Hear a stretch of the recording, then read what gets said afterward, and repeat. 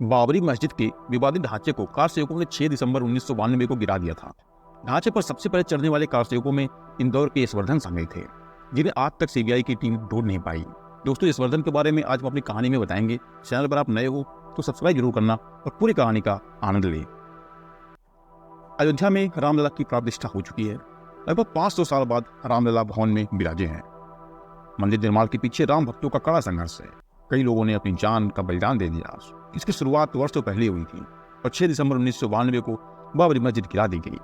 इस दौरान लाखों कार सेवक अयोध्या पहुंच गए थे, जिनमें कई कार सेवकों की जान भी चली गई। अपने साथियों के साथ ढांचे पर सबसे पहले चढ़ने वाले शख्स का नाम यशवर्धन था, जो इंदौर के रामबाग के निवासी थे। भले ही आज राम मंदिर को बनता देख हर कोई खुश है, लेकिन यशवर्धन आंदोलन के बाद से लापता है। यशवर्धन को उनके साथियों और परिवार के सदस्यों ने भी खोजा, लेकिन कोई जानकारी नहीं मिली। उस समय यशवर्धन महज 16 या 17 साल के ही थे। आंदोलन में शामिल होने के लिए वह देवेंद्र पिंडसे के साथ गए थे। पिंडसे उस वक्त बजरंग वाहिनी के संयोजक थे। देवेंद्र के मुताबिक, मैं उस समय बजरंग वाहिनी का संयोजक था। मुझे प्रशिक्षित युवकों को ले जाने की जिम्मेदारी मिली थी। मैं 150 युवकों को 10 दिन पहले लेके अयोध्या पहुंच गया। यशवर्धन भी मेरी ये टीम में था। हम लोग वहाँ 10 दिन तक रेकी किए। वहाँ की महिलाओं ने हमें भोजन कराया, लेकिन आखिरी दिन महिलाओं ने हमारी टीम के लोगों को टीका लगाया और कहा कि आज कुछ करके ही आना। इसके बाद हम सभी आंदोलन स्थल पर पहुंच गए। कार सेवकों के मन में ढांचे के प्रति आक्रोश था। 6 दिसंबर को सभा चल रही थी, तभी कार सेवक ढांचे पर चढ़ने लगे। मुरली मनोहर जोशी, लाल कृष्ण आडवाणी जैसे बड़े नेता तो ढांचे को तोड़ने से मना कर रहे थे, लेकिन साध्वी ऋतंभरा, उमा भारती सहित अन्य संतों ने एक धक्का और दो, बाबरी ढांचा तोड़ दो का नारा देकर सभी में जोश सा भर दिया। कार सेवकों ने विवादित ढांचे को कुछ ही घंटों में ध्वस्त कर दिया। ढांचे पर सबसे पहले चढ़ने वालों में इंदौर के रामबाग निवासी यशवर्धन थे। यशवर्धन तीसरी बार अयोध्या आंदोलन में शामिल होने पहुंचे थे। ढांचे पर चढ़ने के बाद वह गिरे तो उनके पैर में चोट लग गई और घायल अवस्था में नदी के किनारे पहुंचे और अपने खून से जय श्री राम लिख दिया। आंदोलन के कुछ समय बाद यशवर्धन इंदौर में रह रहे थे, लेकिन शिवसेना सुप्रीमो बाल ठाकरे की एक कैलेंडर और पोस्टर ने यशवर्धन की मुश्किलें बढ़ा दी। ठाकरे ने यशवर्धन का फोटो चस्पा कर एक कैलेंडर प्रिंट करवाया। उस पर लिखा था कि इस हिंदू पर हमें गर्व है।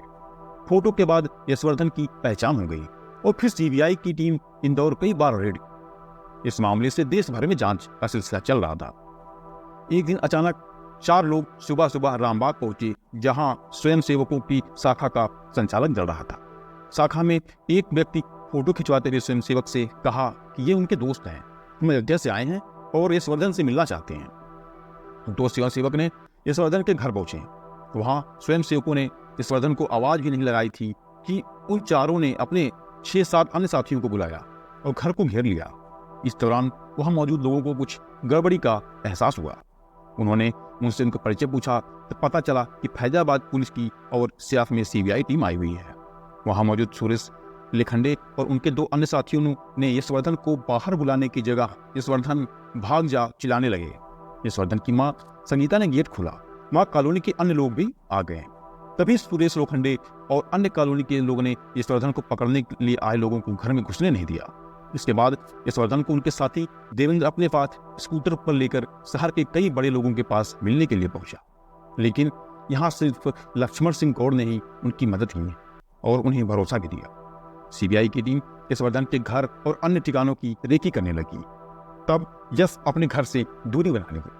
जिस फोटो को लेकर सीबीआई यशवर्धन की तलाश कर रही थी वह शिवसेना का पोस्टर था। इस पोस्टर पर बाला साहेब ठाकरे ने लिखवाया था कि इस हिंदू पर हमें गर्व है। जानकारी है कि इसके बाद ठाकरे ने रामबाग के एक खाड़ीकर परिवार के सदस्य के जरिए यशवर्धन से बात की और उन्हें मुंबई आने के लिए भी कहा, लेकिन यशवर्धन ने इससे इनकार कर दिया और उन्होंने कहा कि मैं सिर्फ हिंदू हूं और हिंदू ही रहना चाहता हूं, मैं किसी पार्टी से नहीं जुड़ूंगा। यशवर्धन ने कहा कि इसके बाद यशवर्धन कहाँ है इसकी जानकारी सीबीआई तक को भी नहीं है। दोस्तों, आपको यशवर्धन की कहानी कैसी लगी? क्या अगर आज यशवर्धन जिंदा होते तो उन्हें कैसा महसूस होता? कमेंट बॉक्स में हमें जरूर लिखें। Thank you so much.